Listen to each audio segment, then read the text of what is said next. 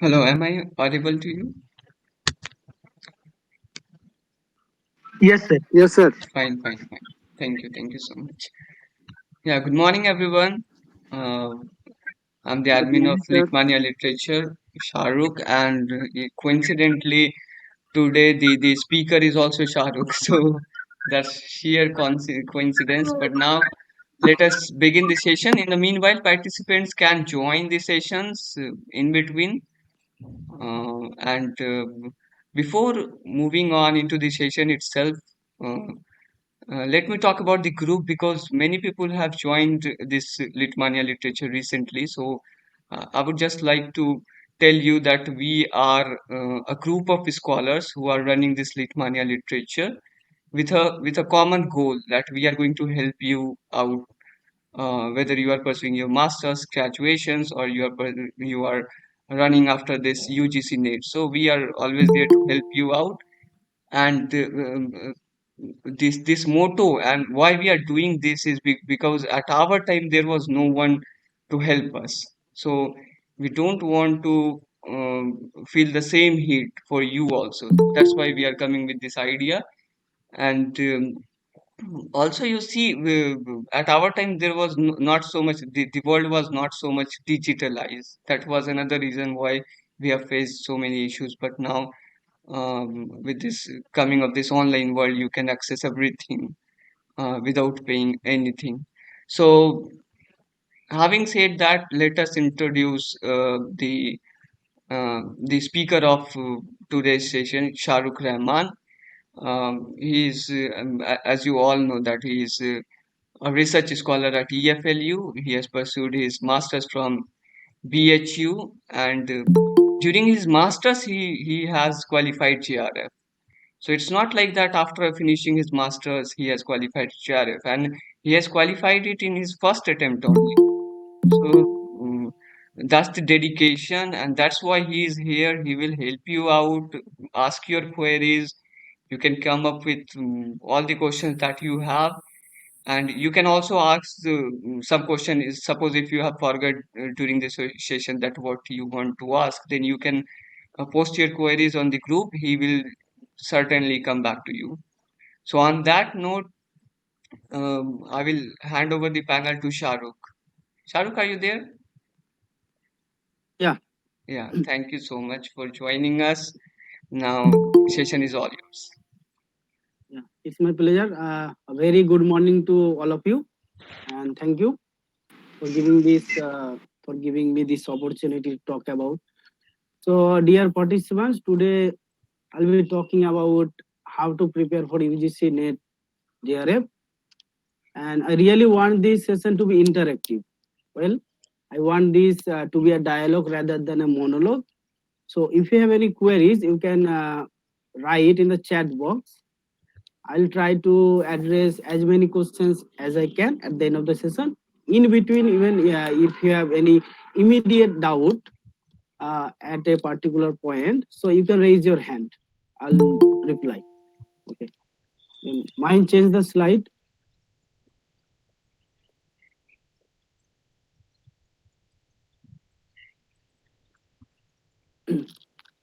Okay. So the first point is that to do any work, we must know why we are doing this. So this motivation keeps all us uh, for the work, doing hard work. So what are the benefits of qualifying the UGC NET and JRF? So first, if you qualify NET, then you are eligible to become assistant professor.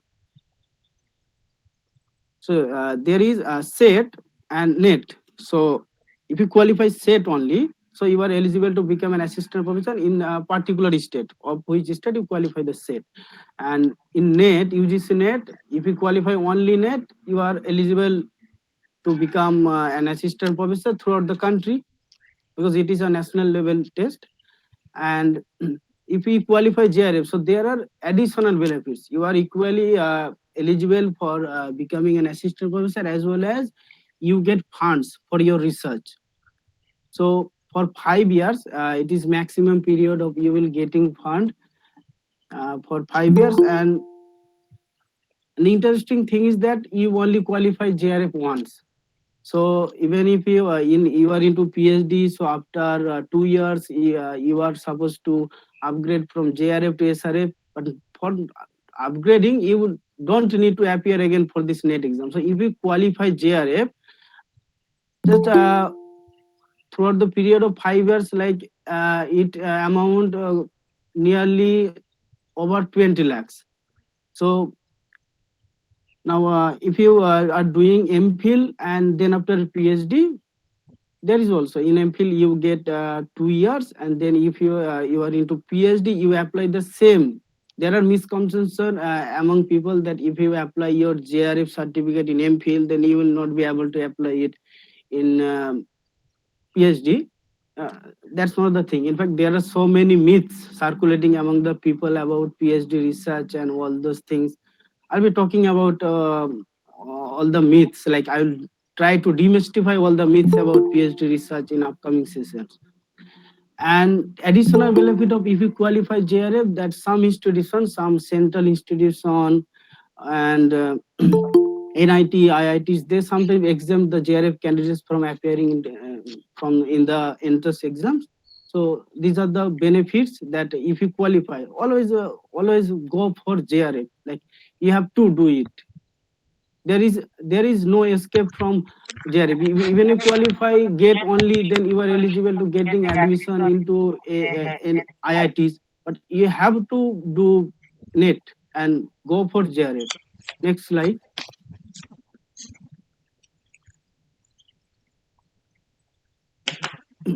Now, this is the question. What is the ideal time for beginning, for preparing for JRF? See, this is not a course of 6 months or 1 year. The thing is that uh, in a in a like you are taking a coaching and finishing everything is not real. You should start if you are in your PG. Sorry, you are in your bachelor degree. Start preparing from there. When I thought of UGC-NET, I was in my second year of my undergraduate course. So I started inquiring about the UGC-NET, and that time digitalization was not so much. In fact, I could not find so many videos on YouTube or so many apps. Only I could manage the questions paper only. So why I am telling you, if you are in PG also, you can start from now. That's fine. Some people they have done their PG and into now. Okay, that's fine. But if you are UG and you are thinking of making a career in academic, so think of UGC-NET exam from then. Because the thing is, whatever you are reading in your UG and PG, all the things come under your domain. And UGC is not like UGC-NET is not like something out of your domain. If you are going reading English literature for so many years, 3 years, 5 years, everything comes under the umbrella. So because things needs time to be written permanently in mind. Like if you are reading so many informations within a span of 6 months, so many of the things will not get permanent in your memory. It's common with everyone. So whenever you are in your UG or PG, like I was in my masters and I qualified JRF after my second semester. So while you are preparing for UGC-NET side by side, your priorities should be your first. There is this immediate goal, semester exam. Suppose you hear about UGC-NET and you get excited. Okay, I will qualify JRF, and you are in a semester and there is semester exam in front of you, but you are not taking much interest in your course exam. Rather than you are taking interest for preparing for extensively for UGC-NET, that is not going to help you. That is foolishness. I personally call this is foolishness. You must always have this sense of timing. Why? Now I have given my own example of animal farm. Now in my third year, there were so many texts in my third year of UG course, BA. there were so many texts. So animal farm or like some text, it always happens that we get some text please us more. We get interest in some text really. So we want to pursue our own pleasures. Of course, everyone wants. But the thing is, I have so many things to cover up within the time period. So for animal farm, I only did okay for this purpose of the exam. I only read summary, a simple summary, and question and answer, nothing else. And I read the animal farm when I was in my PG after 2 years, because that time I got the time. So you must always have this sense of timing that finish your thing in the immediate goal, like this immediate goal, your semester exam or your internal exam, all these things are like, or finishing the assignment projects, these are the checkpoints. But UGC-NET, if you're taking it, that is far, that is the ultimate goal. If you're walking on a road, so these checkpoints you must immediately be prepared for the checkpoints. So first prepare for your semester exam, then side by side you keep start reading for UGC-NET. Because if you, even if you are reading for a text, let's say for animal farm you are reading for the semester exam, so you are reading the text, read this for semester exam as well as for UGC for point of view. Okay, next slide.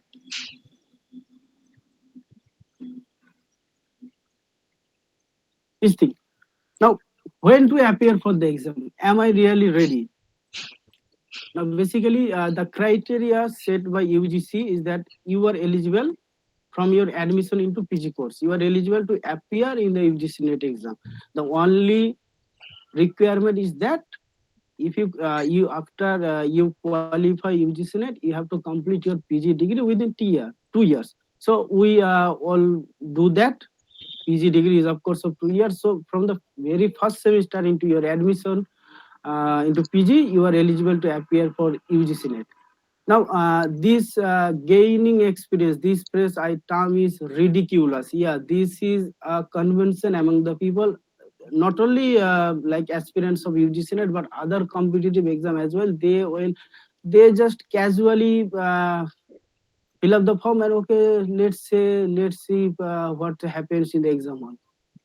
Why not going through the previous year question paper? Like you have in front of your 10 years 12-year question paper. So if you really want to have some idea, like just for having some idea, nothing else, not attempting in a serious manner, just you want to have what are the types of questions they ask in UGC-NET, you just go to the exam hall.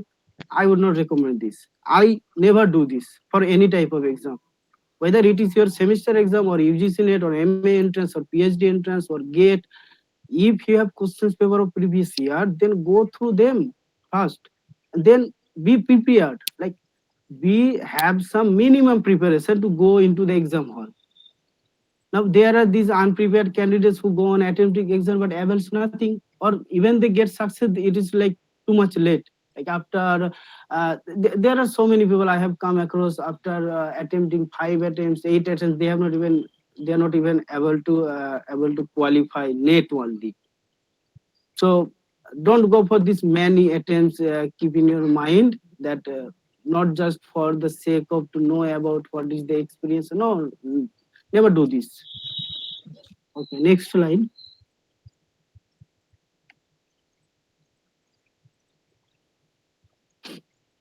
Now, when I talk about preparation, that you must have minimum preparation. Should you have real preparation or full preparation? This full preparation is a myth. You can never prepare fully for anything, whether it is your exam or interview. This is common. You cannot predict like what will be asked in the interview or in the exam. So you cannot have full preparation. You can have minimum preparation. So you should try your best, like within your own capacity, how much you can prepare. That will decide if you're really prepared or not. You can finish most of the things within your own capacity. And this finishing is a problematic term, of course, because I have friends who say they are preparing for civil services and they come and tell me I have read this book and I have finished this. Like I have rapidly read it on time and just I am relaxed. No, this is not the thing. Finishing is like you first time you are reading once and finish. No, after reading on, even not after reading twice, it is finished. You must have you have to read again and again. So revision is the big apparatus or tool of any exam. Of course, this applies to any exam. These things, most of the things I'm talking about, apply not only to UGC-NET but any other competitive exam, whether entrance test or qualifying exam or even for job exam. This applies to every exam, every other exam. Okay, next slide.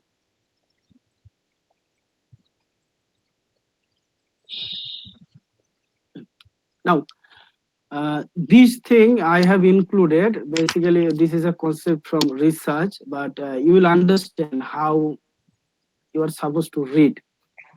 Now, there are four layers of reading. First, it is called skimming. Like we read, example, newspaper. We read newspaper, not paying too much attention into detail. We just sometimes read the title and just some portions, or reading it casually. Okay, you remember or not, that doesn't matter. It is only reading rapidly on the surface level, and there is reading like we read a story or prose or poetry, but this is not for exam purpose. Like you are a casual reader, we all read best is short story of O. Henry, so you are reading a short story of O. Henry or Edgar Allan Poe for pleasure's sake, but you are not remembering too many details. Like we remember the storyline, but we don't remember the character's name or places.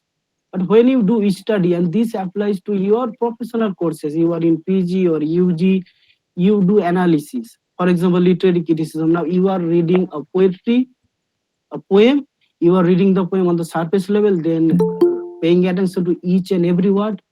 Side by side, you are reading also the technical things like rhetoric or prosody. What are the figure of speech in that poem? And then the final stage is research. You are not supposed to do this right now. This is extensive and focused study. So skimming. So when you are preparing for UGC-NET, first you are supposed to do skimming, reading rapidly to know what is to read, what is there, identify and mark important sections. Now these thing I did in my paper on. So you buy a book or paper on, let's say for KBS Madan Pearson publication. So in the first go, what you are supposed to do, you are not to spend lot of time on the book. This book is really new to you. Okay, so first time you have only to read rapidly, rapidly, very rapidly, and marking points, those points which you think that these may be important, or I'll back to come back to these points. So skimming do these things. Then after first reading, second reading, you have to focus on the marked areas. Now you have marked certain areas which seem important, or you have ideas that these areas have been asked in NET exam. Let's say example for Elizabethan period you are reading, and you have going through some question paper, so you will come to know that they ask the minor playwrights and their plays. Not going into too much detail, but only the titles of their play. So you know this. So when you are reading Elizabethan period for the first time, you are marking those points. Now after doing all these things, you know that these are the things I am supposed to read. Then you must make your notes, memorize and revise again and again till the exam. This revision is always like it is the big apparatus. If you don't revise anything, nothing going to happen. Let's say for example, someone has covered 80% of syllabus, but he has or she has revised nothing. So and on the other hand, someone has finished only 50% of the syllabus, and this person has revised again and again. So that 80% 80% person who have finished 80% of the syllabus and revised nothing, it's probable that he or she may attempt only the 40 questions or 30 questions. Yeah, it may happen 40 questions. Let's say for example that, but one who has read rigorously and revised again and again, 50% of the syllabus, might be he or she attempt 45 questions, maybe out of 45%. Next slide.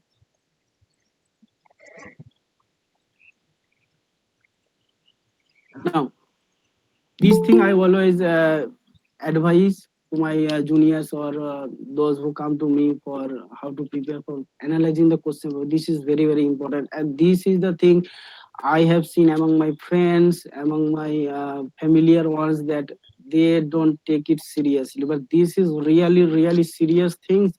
If you have the questions paper of any exam, whether it is a semester exam or NET exam or MA entrance, if you have access to those questions, analyze those questions, because it is the strongest weapon. Like exam is the battle, so we can say this uh, question paper, these are the bullets, but most people ignore it. What will be asked, you cannot predict. Of course, you cannot predict what will be asked. Nobody can, but you may have ideas of what types or which areas can be asked. Yeah. See, if you notice the previous year question paper 4 or 5 years back, the trend was something different from what is now today. What is it now today? Uh, there were questions from all literature, mostly Russian literatures, German literature, French literature, and there were like they would be asking so many questions of subtitle or which work is dedicated to whom. But nowadays, their focus somehow shifted to English education in India. They are going deeper, and linguistics, cultural studies, literary theories, or and this matching the column kind of thing. So there are always trends. Like if you now, I have given example. If you are not going through any papers of the previous year, so what will happen when you are reading history of British literature? Now you have heard G.B. So Jezira Pound. These two writers, they are great writers, and our professors, our teachers have talked about so many things about them. So I must spend at least one day of G.B. So. You may. But the thing is, if you analyze the question paper, you will find okay, among the last 7 years, only two questions have been asked on GB Shaw, but they have gone into too much detail of Virginia Woolf or James Joyce or T.S. Eliot. So these are the things you will notice if you analyze the question paper. And favorite areas of every exam conducting body. Yeah, this happens in every exam. In your semester exam as well as in your entrance exam or PhD exam, whoever the exam conducting body, they have always some favorite areas, but you cannot know fully, but you can predict following the trend. Let's say example, in West Bengal set, every year they are asking a question from cinema, Bollywood. Like some cinema movies in Bollywood, they have adapted from English literature. Because why? Because in Jadavpur University there is a course Bollywood and English literature. So this is the favorite area of the. And they are asking even this year. This year also was asked this question. Dil Diya Dar Diliya. This is an adaptation of Udring Heights, and we'll all know about Vishal Bhardwaj, the director who adapted three Shakespearean plays into Bollywood: Macbeth as Makbul, Hamlet as Haidar, and Othello as Omkara. So such ways, always there are some favorites, and you can find out, you can identify those areas analyzing the question paper previous year. Now the thing is, this thing always people do, they think that okay, I am preparing for UGC-NET only, so I should only focus on the questions of UGC-NET, and I am preparing for Jadavpur MA entrance, so I should only focus on the questions that are pertinent to Jadavpur MA entrance only. No, this is not the thing. See, SET or GATE or NET or BA or MA entrance of any university or any institution throughout the country in India, or any PhD entrance or or TGT or PGT, all these exams, see, all these exams of English literature, they are asking questions from the same field. You are a student of English, language and literature, and they are asking all these questions. So all questions paper within your subject are relevant. These things will, this is from my own personal experience, that in my second year. So when the moment I thought of that I should attempt UGC-NET, I did not know about JRF and all those things. I did not know. I just thought I must attempt, I must appear for UGC-NET. So first thing I did, I just bought, immediately I bought the Arihant book and downloaded all the previous year papers, like 8 to 10 years I could. And I went through them. I went through them. But side by side, maintaining my one exam, one semester exam, because I have pointed out, I have told you that you are not like, not become too much excited from a further goal, that you discard your immediate goal. Because your immediate goal will, if once these goals go out of your hand, you will not you will not be able to rectify, you will not be able to appear for a semester exam and increase the marks again. So keep that in mind. So maintaining that, I went through all the questions paper as far as I could, and then I appear for BHU entrance MA. And the interesting thing is that in at that time, I think 120 questions were there. Well, and And almost almost 20 20 questions questions. copied, were asked in BHU entrance from UGC-NET 2013 December paper 2, I think paper 2 or paper 3. So this is the wonderful thing you see. UGC-NET is the center. In fact, UGC is the center in higher education, and NET exam is the center of and the ideal of all the institution around the India. So what they do, like West Bengal said, they sometimes repeat question from UGC in a previous year, but people they think, okay, I am only appearing for West Bengal set. Why should I bother about Kerala set? You should bother about. You should think about, because Kerala set is asking those things which are in your area, which Which are are in in very very much much in English English literature. literature. They They are are not not asking something out of this world. So oh, if if you you analyze and solve more and more questions, what is the greatest benefit is that things will retain in your mind permanently. That's the miracle. And again, in EFLU PhD and also there were some questions that had already been asked in UGC-NET exam. I remember on exam, on question, there was modernism laments fragmentation, while postmodernism celebrates fragmentation. So this quotation is very much in Peterberry. If you read the difference between modernism and postmodernism, so they are asking from basic books. But the thing is, we think, okay, Shakespeare is so very much common, Virgin of is very much common. I should not pay attention to. You must pay attention to, and not only to the uh, major works, but as well as to the minor works as well. So my point was that all the questions, wherever you are getting from questions related to your field, just read, just go through them. Okay. Next slide.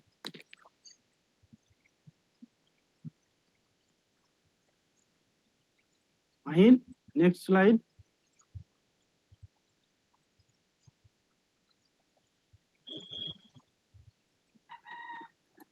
It's not changing. It changed.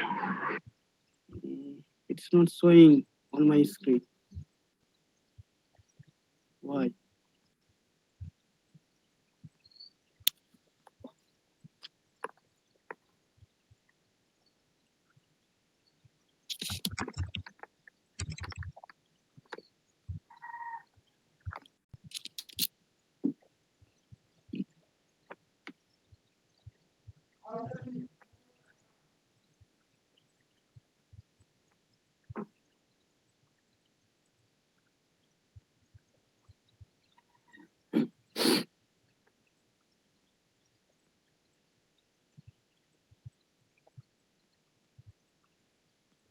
Yeah. So having said that, you have to analyze the question paper. Now, how to analyze the question?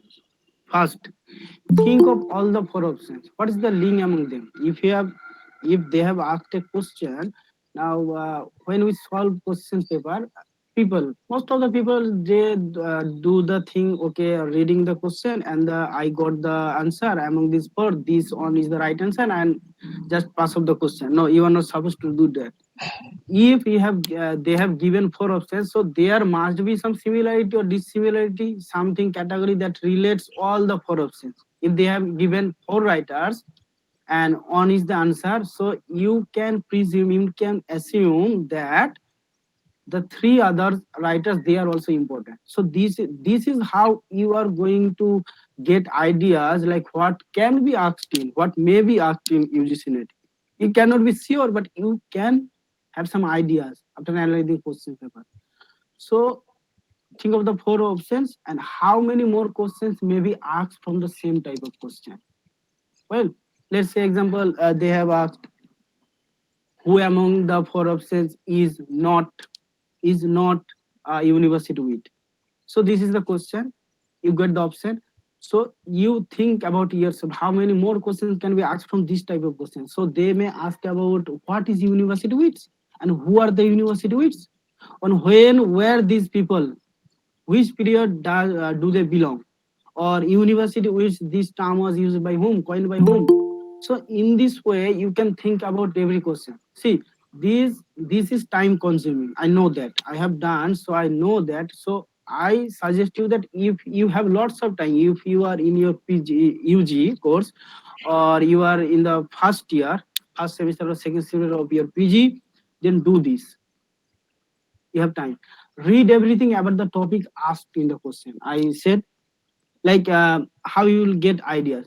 Let's say they have asked the name of a short story by George Orwell, so they may ask another short story. So what you are supposed to do, they have given only the name of one story, that this short story was written by whom, and you got to know that this was written by George Orwell.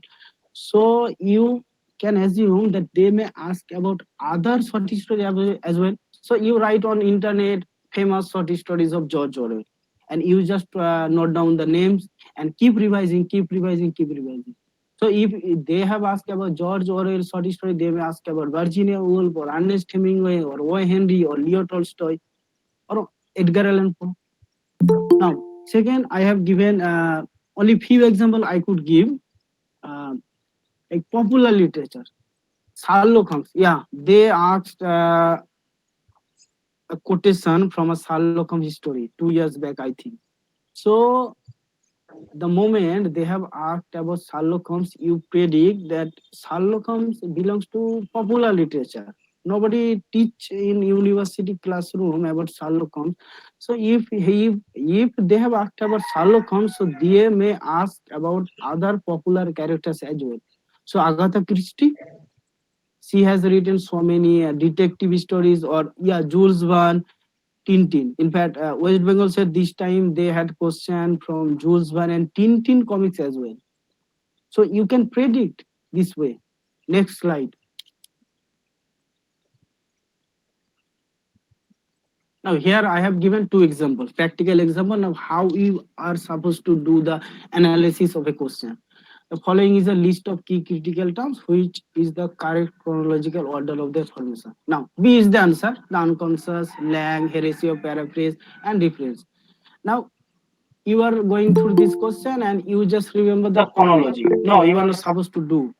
Think about how many questions can be. Like now you come across the term, so all these terms are important. The moment you come across these options, you should have this idea that these terms have been asked in NET exam, so they may ask again about these in a different way. So in NET exam, they hardly repeat any question, but they repeat the type of question. So you spend 10 to 15 minutes on this question. Unconscious. So this unconscious concept was okay. by whom? Then Lang by Saussure, Horatio paraphrase by Cleanbrooks, and reference by Derrida. And reading about, okay, what is Horatio paraphrase? Who coined this? To which literary theory does it belong? And what is the meaning of Horatio paraphrase? You have to analyze question in this way and make notes. This is time consuming. I am telling you again and again because I have done so throughout my all these years, starting from a UG, and even I still today also I do this. So it is time consuming. If you have ample of time, do this from the beginning, because if you do that, the miracle is that things will get permanent in your mind. Let's say, for example, you are trying to understand the concept of difference. So first, you are reading, you have four books in front of you. Let's say M.A.R. Habib or J. Kaddan and M.H. Abrams. And then you have some notes from your teacher. And again, you have opened two sites, internet sites. So first, what you do, you went through 6 times. You are reading about the term difference 6 times from 6 different sources. First time. So you just understand the thing, how things will get permanent into your memory. You are reading difference in 6 ways from 6 different sources. And again, there you are marking the lines that you understand. That okay, from MH Abrams, he has given explanation in 10 lines, and but I understand only these 2 lines. So you have supposed to pick up those 2 lines and put in your notebook. Lines that you don't understand, you not to note down, because you yourself don't understand. So why should you pick up? So you, in this way, you are reading for the first time, then you are marking, then you are reading again the marking areas. Okay, this explanation has been given in this book, and this is in that website. So I must put this first and this second. So you are doing second time, and third time after you have written all the option, all the lines from different sources, you are reading again. Okay, does this make sense? I have written half page about difference, so does this really make sense? You are reading again. So you are already, when preparing your notes, you have already read 3 times about difference. So just think that this, and again you will revise this thing. So difference, this concept of difference will get permanent in your mind, and if you are in your PG, this difference kind of thing you will never forget. That will help you in your MA entrance, in your PhD entrance, in your set, in your GATE, in your whatever the other types of exam. So this is the thing, this is time consuming. But first time this is time consuming, but second time it will have really pleasure. You will get pleasure. Well, how I understand well this concept. And then again, I have given another example. Using the bench for the judiciary is an example of metonymy. Yeah, metonymy, there are so many types, and these types belong to the instrument for the agent. Bench is the instrument that is used by the judiciary. So this is an example of metonymy. And these things also, you come across this metonymy. So they have given also metaphor, irony, and synecdoche. So you are suppose, you the moment you get these options, you must think, okay, they may next time ask about what is synecdoche, or they may give an example and ask what which of these example of figure of speech. So in this way, you are supposed to do analyze. You are supposed to analyze the question paper. This is time consuming, but this can do miracle. I am benefited. In fact, the labor I gave in my UG returns again and again. Again and again. I very easily with ease I qualify. MA entrance, then PhD entrance as well. Okay, next slide.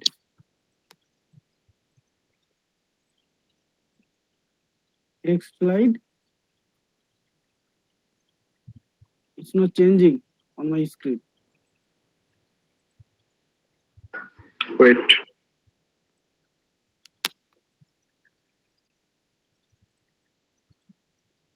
Okay, participant, so much so far. Have you Any any queries queries or or doubts? doubts on these points? If you have, you may.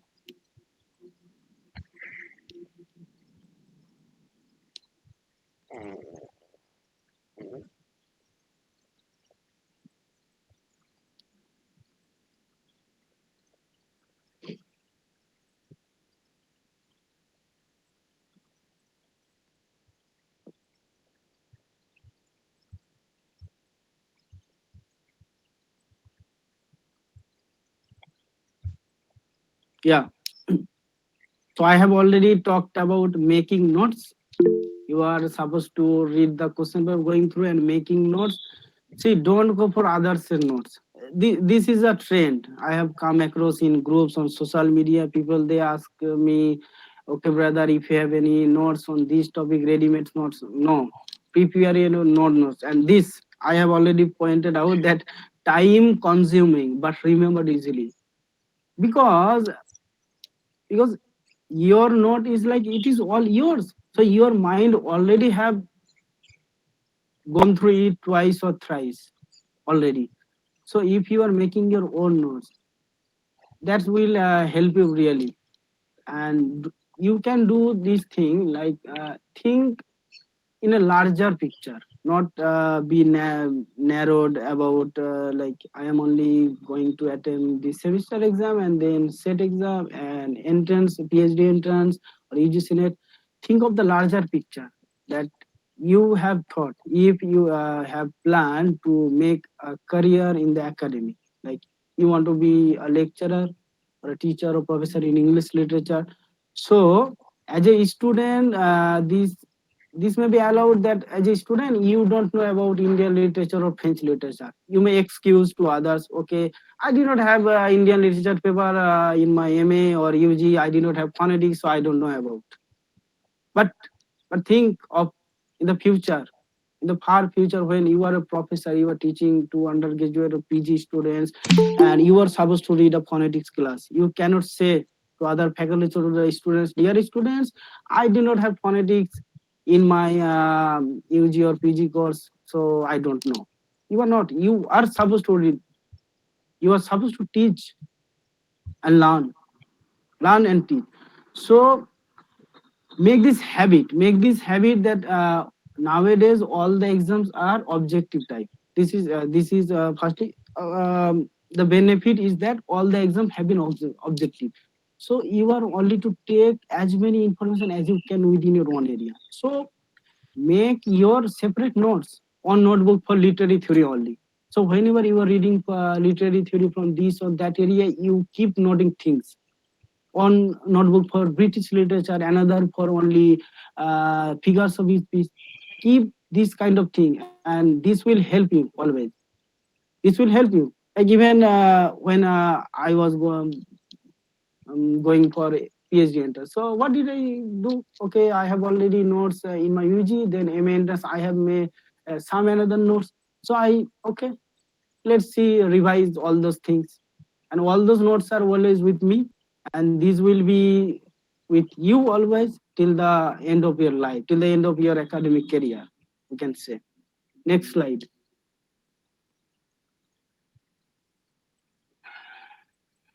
Yeah, so some of the things keeping in mind English literature you are supposed to cover, that nowadays important writers Wikipedia entry. Yeah, this has become a trend in whether NET exam or set exam, that they are asking questions. They are asking difficult questions. They are asking really difficult questions. But the interesting thing is that most of the things are in the Wikipedia only.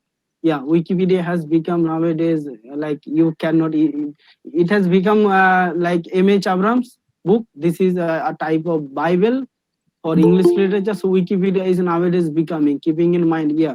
I am telling you all those things because I qualified, even though I qualified JRF in 2019 back, still today I always follow UGC-NET question or set exam as well. Because I want to be updated with my area. Okay, nowadays their focus is shifting from this area to that area. So important writers, the big writers, those core writers that we all read in our syllabus, that are those writers who are taught throughout the country in any institution, you have to go through the Wikipedia entry. But I'm not saying that this is all exclusive, but you have to, because I see the trend. They are asking from Wikipedia entry so many questions.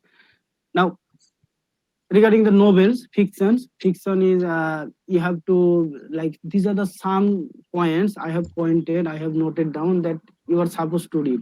The novel is setting, it's setting time, whether it is set in past, in present or in future world sometimes, or its setting is in some real place, and if that real place corresponds to any place in the world really, or in some other name or some imaginary place, then protagonist, yeah, you have to remember of the famous novels, you must remember the protagonist name and as well as other important characters.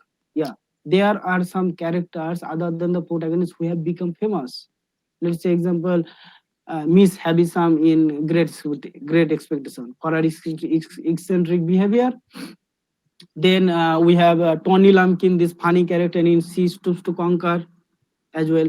Or let's say, for example, Fagin for his anti-Semitic treatment in Oliver Twist.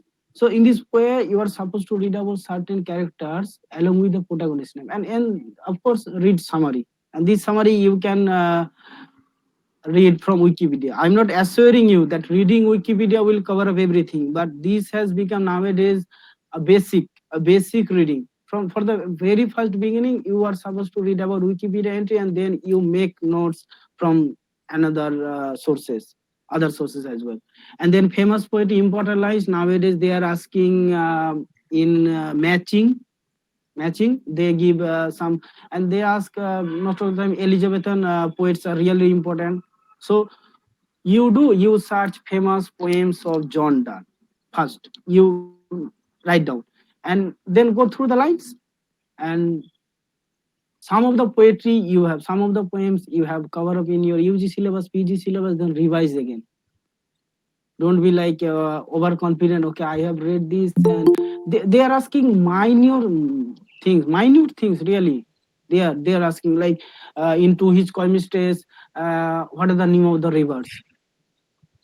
So these are the things they are asking, minor things. So sometimes they even ask one word from Paradise Lost. So you have read Paradise Lost book on, and you are confident. Okay, I can write. I can no. I can attempt the question. No, revise. See, you have read already. You have read, and you when you read, of course, you have given some labor. So it is not that after attempting the exam you are to lament. Okay, I knew this, but I could not. So you are supposed to lament after exam. You are supposed to lament before exam. Okay, so I have already I have read these poems. So okay, let's see. Let's revise again for the exam purpose. Okay, next slide.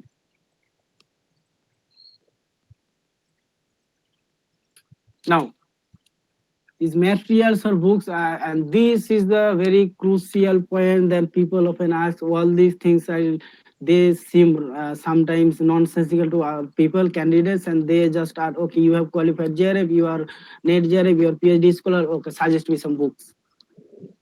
See, there is no exclusive book. It cannot be, it's not possible to cover up everything of a particular exam for a particular purpose. You are supposed to read from various sources. So don't rush after materials. Yeah, this is a trend among the candidates. They just took from I am getting materials from this group, that teacher, this coaching center, and you are taking so many materials. Have you gone carefully through what you already have? Ask this question yourself. You are only rushing after collecting materials. Yeah, giving you a common example, let's see, you have fever and you have bought medicine from different stores, and all these medicine are like put on your table and you are not taking. Will this really help you to heal? No, this will not cure. Like keeping the medicine beside uh, on your bed or on your table will not help you to recover. You have to take. So you have already materials. You have M.A. Chabram's book. Have you finished that? Have you read the important terms? No, you are like most of the people. What they do? Okay, give me materials, give me books. No, you are not supposed to do this. And the second point, this is entirely my personal opinion because I have never gone for coaching center notes. So you can. I'm not telling you that you cannot, but the thing is, most of the coaching center notes, they are full of errors, because really this is actual. Yeah, this happens that some of the time, most of the time, I'm not saying that are not genuine people in the market. There are, but they are very few. Most of the people, they just copy paste from this and that source, and they jumble up things. And after going through these notes, you get more confused. Let's say, for example, I was giving the example of difference. So somebody has given you, some coaching center has given you notes, and there is a difference. They have just put it from M.H. Abrams books completely. But I told you that you understand only 2 lines among 8 lines. So do your one thing. Prepare your own notes once and get benefited many times. I pointed this, that you prepare the notes and these will return you again and again. Now, I've already said this point. Students relax after collecting material. This happens with semester exam also. Whenever there is a thing like a professor has recommended a book or given some notes, and students rush after that person who has taken the notes. Okay, give me the notes, give me the notes, give me the xerox copies, photocopies, and you take. And after that, you put you in your bag, and when to go to your room and put it on the table. And okay, you will relax. Okay, fine, now I have the collection of my professor notes, but you are not going through this. So this is the ridiculous example I give you, like getting medicine ready on the table but not having it. This is not going to help you. And this point I also pointed already, that no exclusive book covering up everything available. It's not possible really. Now this is the point. Your semester notes or class notes or tuition notes, these are examples. These are crucial really, because even if you are reading phonetics or figure of speech or let's say post-colonial literature in your syllabus, these things are not outside your domain. And UGC-NET or SET exam or MA or PhD, these exams, qualify exams, they are not going to ask question outside English literature. Yeah, sometimes maybe related.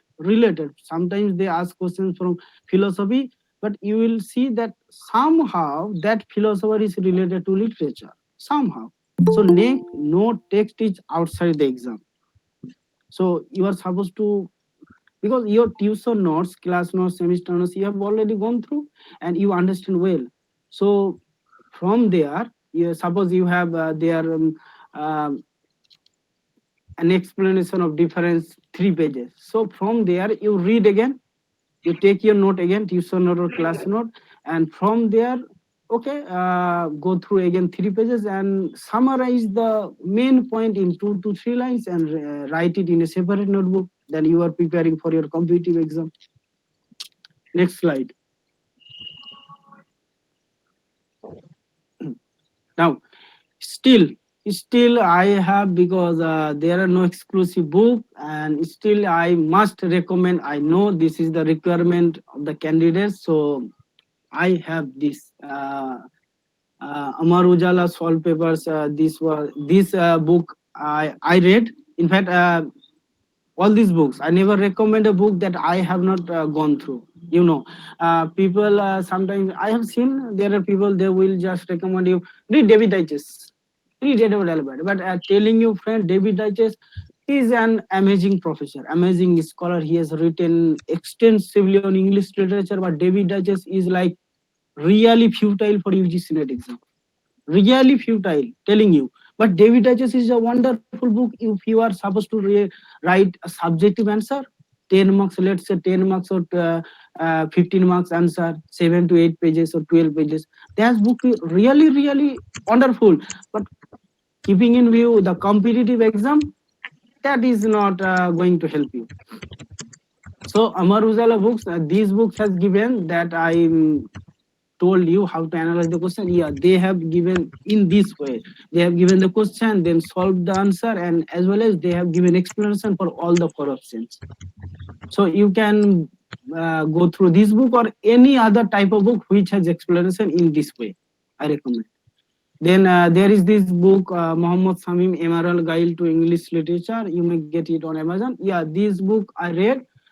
see, all this book, no book is exclusive, but this book is somehow going to help you on British literature majorly. Hmm. This book has summarized basically from all the available famous books on British literature, and they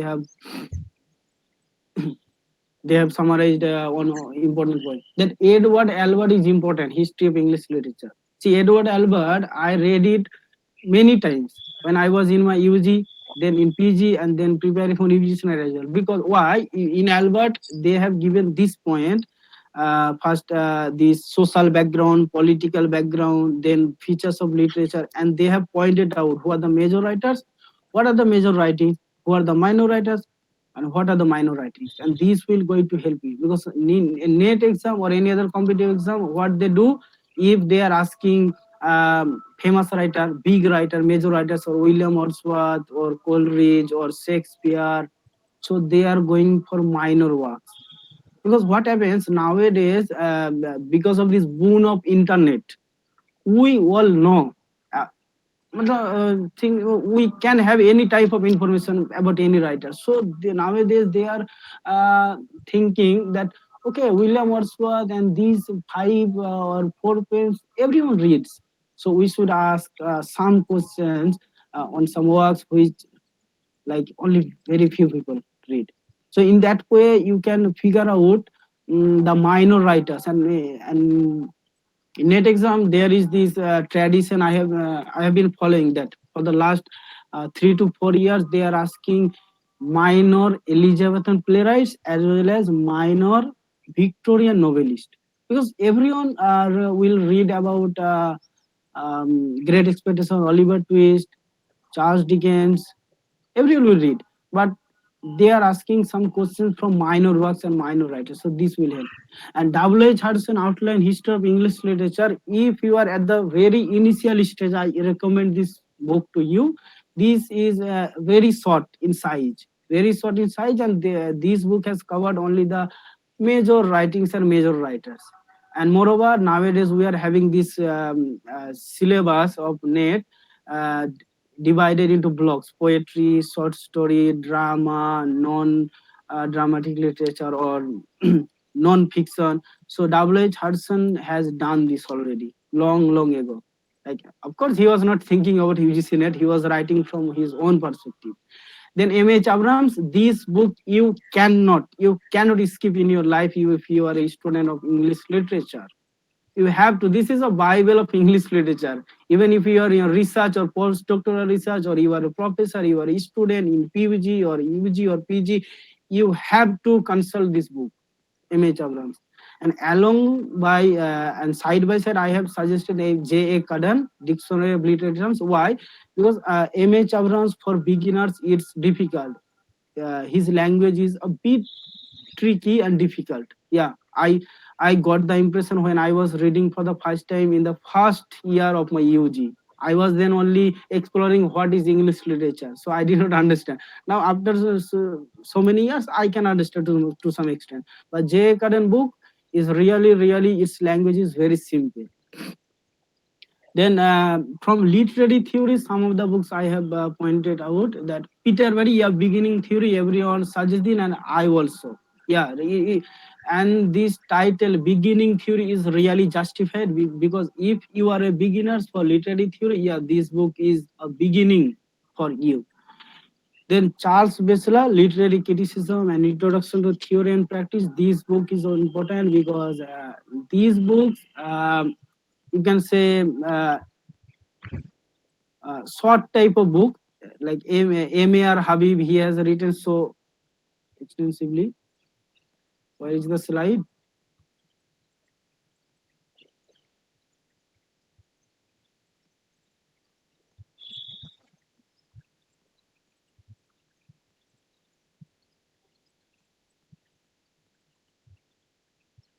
Mine?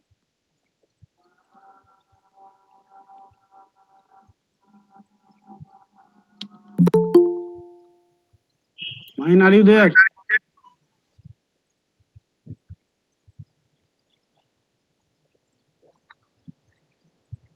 You can Slide continue. disappear. In the meanwhile, you can continue, Sharukh. Because that was, I suppose, that was the last slide, isn't it? Yeah, yeah. Okay, Yeah, just a minute. Then I'm opening my one slide in my fine, fine, laptop. fine. Mahin is there. Wait for a second. Mahin is there. Okay, okay. Yeah. So these are the list of recommended books, and I was talking Charles Wessler. This is yeah, he has explained the key terms of every literary movement very briefly, and that will help you. And Sarah Armstrong Literary Theory: A Complete Introduction. This book is really amazing for beginners. This is illustrative as well as there are bullet points, and these will help you. And this book, David Crystal, A Dictionary of Linguistics and Phonetics. Why I have recommended this? If you are a beginner in linguistics, you have no idea, then identify the terms, the keywords they are asking in net exam. Let's say, for example, lang and parallel or confidence or performance. Then go for the entry in that book. That book will going to help you. That's all. Thank you. Yeah, thank you so much, Sharu.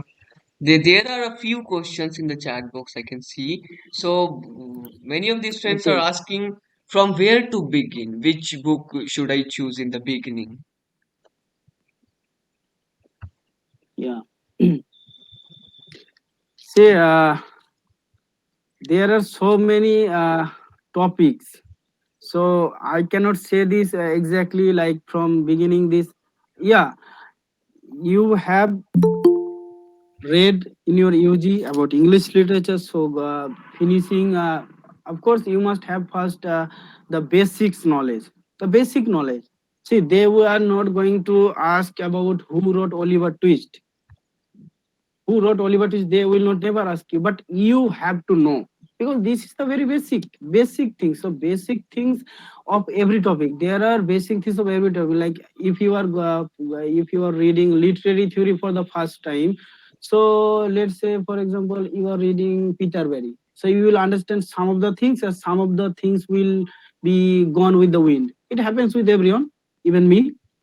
We cannot understand everything of a book or every idea at the first go. So then you are reading another literary theory book, so you are adding those points.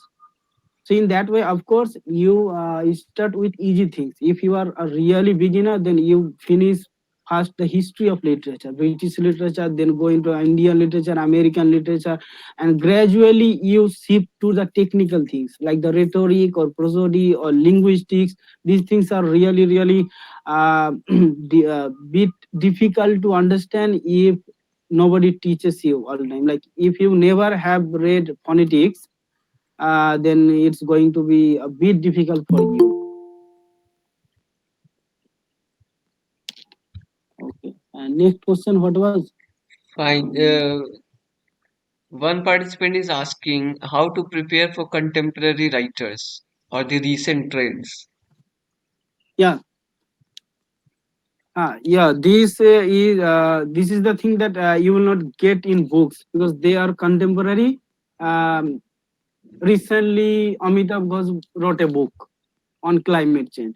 So you are not going to get this in a market guidebook because the time he wrote this book, that guidebook already has been written. So for these things, you can do what you can do, that you will get ideas, of course, from the questions paper. As I pointed, you will get ideas. Okay, this writer from this contemporary world is important, and then you go through internet. For contemporary writers, there is no other exclusive source other than internet. You did this. Okay, this writer is important. You search about him, famous works of this writer, or who are the recent Nobel awardee. You find out. Fine, fine. One thing I would like to add in this is that the contemporary authors, when we talk about the contemporary authors, they will not go in deep and detail about the contemporary work. So, suppose some work of Amitabh Ghosh has been published in 2019. So, be assured that they are not going to ask you very deeply from that work. Okay, they will ask you either the year of Yeah. publication or they will. Only the title. Yeah, Only the exactly, title they may ask. exactly. So, be assured about that. Now there are a few questions on PhDs that what is the procedure for PhD enrollment in EFLU University? Uh, well, I have already thought that I'll be conducting, as I pointed out, that I'll try to demystify some myths, okay, regarding PhD research that I'll be covering them in upcoming sessions. No need to worry. Sure, And sure. if you have particular question, you may connect with me through the Telegram group. I am there. Mm, there is the next question is how you read paper one. Mm. See, paper on I cannot talk about much. I'm not expert, but yeah, I can talk for 5 minutes. Let's say summarizing it. Uh, First, you have to take a book like a KBS Mother book. It is, yeah, it is to some extent helpful. I'm not telling you that it is exclusive. It will cover everything. This is not possible. But this book is uh, according to the syllabus.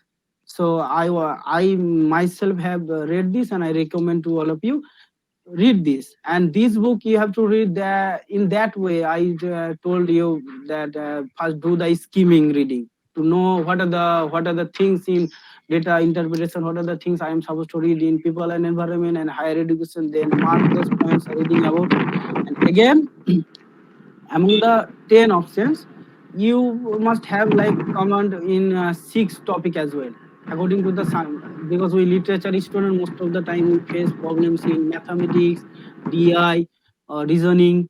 So you may go about other options which are according to your areas. Like those areas you can focus more, you can labor more on those 6 topics, but less other 4 you have to read, you have to cover up everything. And for this mathematical kind of thing, you can always follow YouTube channels, and I do not recommend any particular channel, but these things need practice.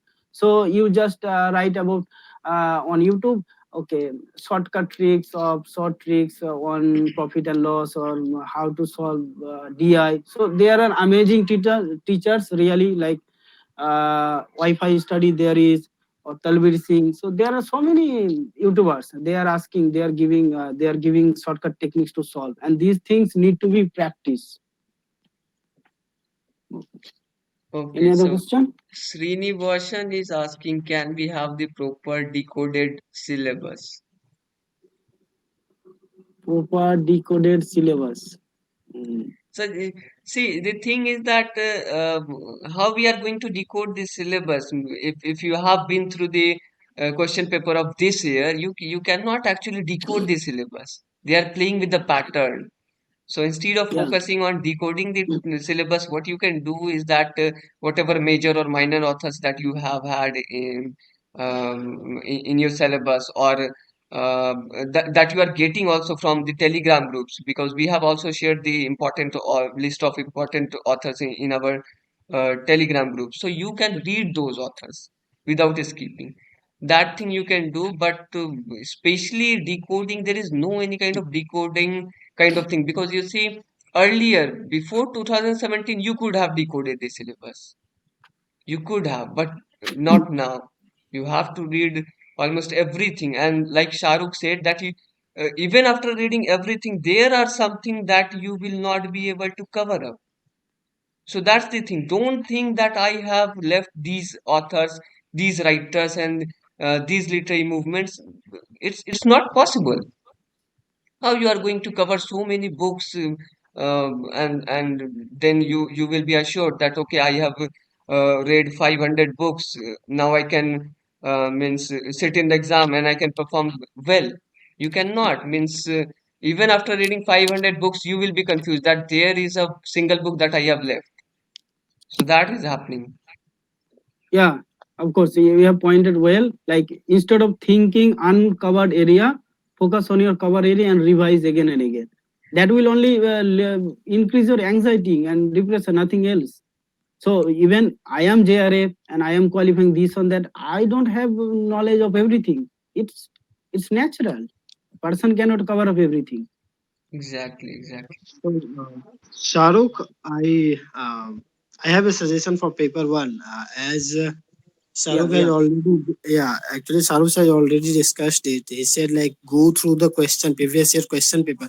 For paper one, you should go through the question paper in consultant with the any paper one book. Like, for example, Truman's paper one, you can go through, and or you can go through KVS Madan, for example, and don't read it like thoroughly. Okay, just you see the question paper, you see the topic from which the question has been asked, and that topic only you should consult to the KVS Madan or Truman's.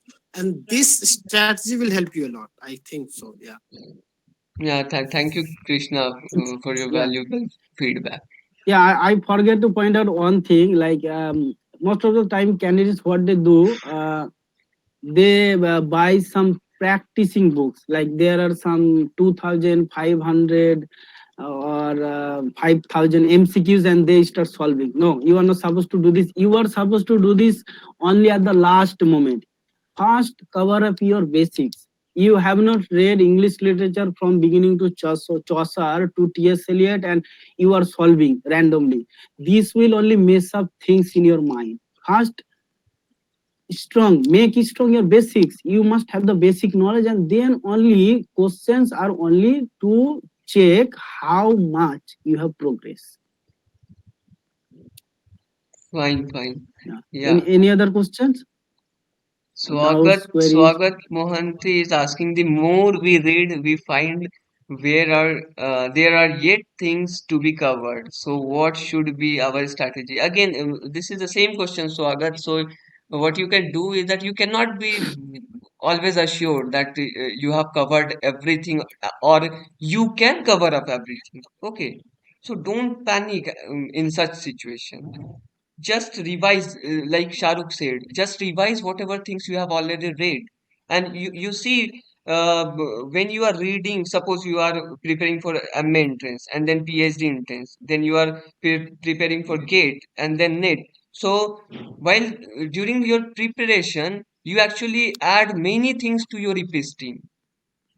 Okay, you are adding things in your mind, and that will be imprinted with the comprehensive revision. That is the key. Reading one time will not do the job. Keep on reading, and you will realize that means couple of months back I was knowing few things, but now after reading more and more, I am getting more things added into my episteme. So that will help you. Okay, so list of contemporary or recent writers. Perhaps you will find this in the Telegram group, Sheila. If you will search Yeah. it in the channel or in the group, you will find that. Yeah, Srinivasan asked the question how to cover contemporary authors. And this already has been pointed out that for that you may consult internet, okay? And whenever you come Exactly, across okay, this writer, and just read the basic things, very basic. They will not ask too much detail from contemporary writers because materials are not available. Where from will they ask? They will ask from internet exactly. as well. So they are consulting the same sources as you are. So you are supposed to only revise the things that you have already covered up. That's the thing. Yes, and you see, GATE has a different syllabus from UGC-NET. GATE is more focused on contemporary authors, and UGC-NET is means concerned about everything that is there in the literature. So while you are reading GATE, you can make your contemporary writing strong, and while you are preparing for UGC-NET, you can make your other authors and other areas strong. So that way, this will combine, and that will help you for any examinations. So that is the key, means while we are reading for one examination, we are adding many things to our knowledge. Yeah,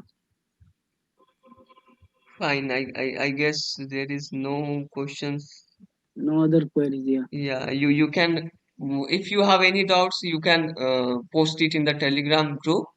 Sharuk will be there, and he will answer your queries. Okay, so on that note, thank you so much, Shahrukh, for joining us. You have your lecture was very smooth, and the way you have recommended everything that you have personally experienced, that is very good because Many a times people do not try to share their own strategies. They have something as a kind of master stroke that they won't share. They will never share. But you have shared Yeah, almost I have everything. said, yeah, of course. Exactly, and you have shared, and we will like to hear about the PhD entrance in the upcoming lectures, and also how to make synopsis, what are the strategies while you are preparing for PhD entrances, how should you choose the title, what should be the methodology. So we will like to hear you more in the upcoming sessions. Yeah, I'll share from my own experience as far as I can. Okay. Yeah, sure. Thank you so much, Sharukh and other admins. Thank you, Himanshi. Thank you, Mahin Mandal. Thank you, Priya Sharma. You were all there throughout this lecture, and also because I really feel confident in group because of the presence of all of you. Even Krishna Kumar, I forgot to mention Krishna. So my fellow scholars, you have helped me a lot, and this group is a kind of me. I am running this group because all of you are present there. So you are helping me and you are also helping the students. So thank you so much participants for joining, because if you are not there, you will meet not there in the meeting, then whom we are going to talk to. So that is also important.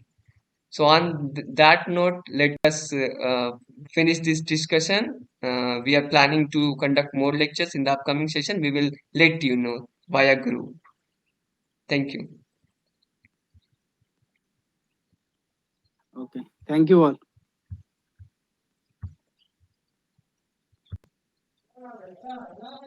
देखा देखा रे देखा